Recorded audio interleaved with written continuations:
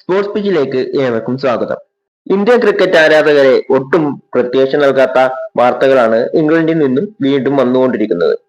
Indian twenty ടീമിന്റെ തകർച്ച ഇപ്പോൾ പൂർണ്ണമായിരിക്കുകയാണ്. ഇംഗ്ലണ്ടിനെതിരായ 4ാം ട്വന്റി മത്സരത്തിൽ 9 വിക്കറ്റിന്റെ കനത്ത പരാജയം ഏറ്റുവാങ്ങിയതോടെ പരമ്പരയിലെ ഒരു മത്സരം ബാക്കി നിൽക്കെ തന്നെ ഇന്ത്യ 5 മത്സരങ്ങളുടെ പരമ്പര 3-0 കൈവിട്ടിരിക്കുകയാണ്. അയർലൻഡിന് പിന്നാലെ ഇംഗ്ലണ്ടിനോടും നാണം കെട്ട് പരമ്പര തോറ്റ ഇന്ത്യൻ ടീമിന്റെ പ്രകടനം ക്രിക്കറ്റ് ലോകത്ത് വലിയ വിമർശനങ്ങൾക്കാണ് വഴി തുറന്നിരിക്കുന്നത്. ബ്രിസ്റ്റോളിൽ നടന്ന മത്സരത്തിൽ ടോസ് നഷ്ടപ്പെട്ട ആദ്യം ബാറ്റിംഗിന് ഇറങ്ങേണ്ടി വന്ന ഇന്ത്യ നിശ്ചിത 20 ഓവറിൽ 7 വിക്കറ്റ് നഷ്ടത്തിൽ 158 റൺസ് എന്ന ഭേദപ്പെട്ട സ്കോർ ഉയർത്തിയിരുന്നു. തുടക്കത്തിലെ തകർച്ചയ്ക്ക് ശേഷം ക്യാപ്റ്റൻ ശ്രേയസ് അയ്യരുടെ 49 പന്തിൽ 80 റൺസ് ഒറ്റയാൾ പോരാട്ട വീര്യമാണ് ഇന്ത്യയെ ഈ സ്കോറിലെങ്കിലും എത്തിച്ചത്. എന്നാൽ ഈ ലക്ഷ്യം ഇംഗ്ലണ്ടിന് വെറും ഒരു കുട്ടികളി മാത്രമായിരുന്നു. ഓപ്പണർ ഫിൽ സാൾട്ടും മധ്യനിര താരം ഹാരി ബ്രൂക്കും തകർത്തടിച്ച് അർദ്ധ സെഞ്ചുറികൾ നേടിയതോടെ ഇംഗ്ലണ്ട് വെറും 13.5 ഓവറിൽ ലക്ഷ്യം കണ്ടു. 37 പന്തുകൾ ബാക്കി നിൽക്കെ ഒരൊറ്റ വിക്കറ്റ് മാത്രം നഷ്ടപ്പെടുത്തിയാണ് ഇംഗ്ലണ്ട് വിജയം ഉറപ്പിച്ചത്. ഈ ദയനീയ തോൽവിയോടെ ലോക ചാമ്പ്യന്മാരായ ഇന്ത്യൻ ടീം തങ്ങളുടെ പേരിനൊപ്പം ചേർത്ത് 5 അനാവശ്യ റെക്കോർഡുകളാണ്. അവ ഏതൊക്കെയാണെന്ന് താഴെ വിശദമായി പരിശോധിക്കാം.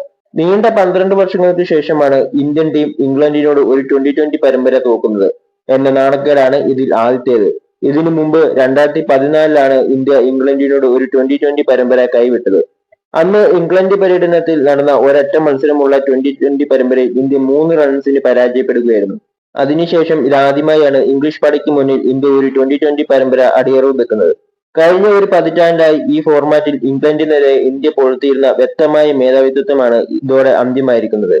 2018 ശേഷം ഇംഗ്ലണ്ടിനെതിരെ കളിച്ച ഒരു ഉഭയകക്ഷി പരമ്പര പോലും ഇന്ത്യൻ ടീം തോറ്റിരുന്നില്ല എന്നതായിരുന്നു നമ്മുടെ പ്രധാന കരുത്ത്. കഴിഞ്ഞ 8 വർഷത്തിനിടെ ടെസ്റ്റ്, ഏകദിനം, ട്വന്റി ഫോർമാറ്റുകളിലായി ഇംഗ്ലണ്ടിലും നാട്ടിലുമായി കളിച്ച 10 പരമ്പരകളിൽ 8ലും ഇന്ത്യ ജയിച്ചപ്പോൾ 2 ടെസ്റ്റ് പരമ്പരകൾ സമനിലയായി.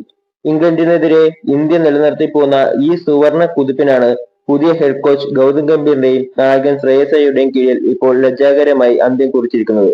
വ്യക്തമായ പ്ലാനിംഗ് ഇല്ലാതെ വിദേശ മണ്ണിലേക്ക് വണ്ടി കയറിയതാണ് ഈ തിരിച്ചടിക്ക് കാരണമെന്ന് വ്യക്തമാണ്.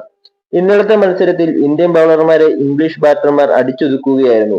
ഇംഗ്ലണ്ട് ടീം വെറും 13.5 ഓവറിൽ ലക്ഷ്യം കണ്ടതോടെ ബാക്കി നിൽക്കുന്ന പന്തുകളുടെ അടിസ്ഥാനത്തിൽ ട്വന്റി ചേർത്തത് ഇന്ത്യ വഴങ്ങുന്ന 3ാമത്തെ ഏറ്റവും വലിയ തോൽവിയായി ഇത് മാറി.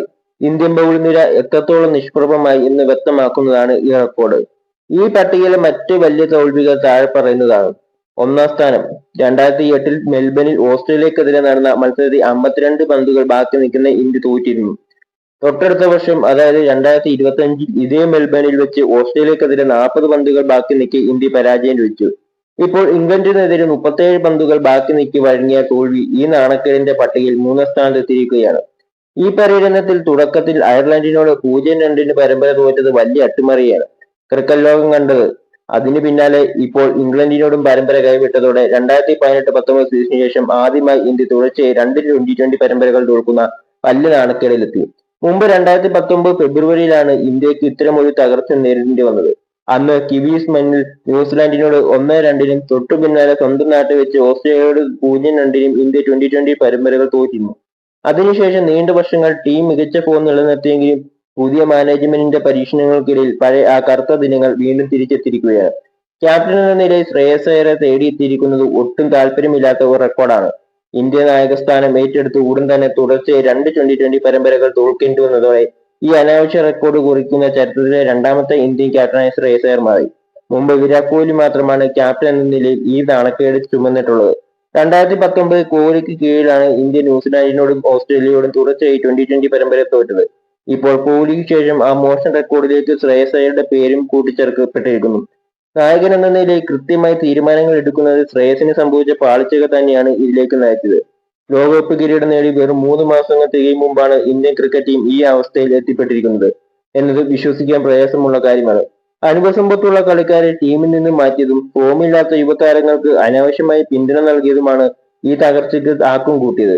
സഞ്ജു സാംസനെ പോലുള്ള മാച്ച് വിന്നർമാരെ തുടർച്ചയായി പുറത്തിരുത്തിക്കൊണ്ട് ടീം മാനേജ്മെന്റ് നടത്തുന്ന പരീക്ഷണങ്ങൾ പൂർണ്ണ പരാജയമാണെന്ന് ഈ 5 റെക്കോർഡുകൾ അടിവരയിട്ട് സമർത്ഥിക്കുന്നു.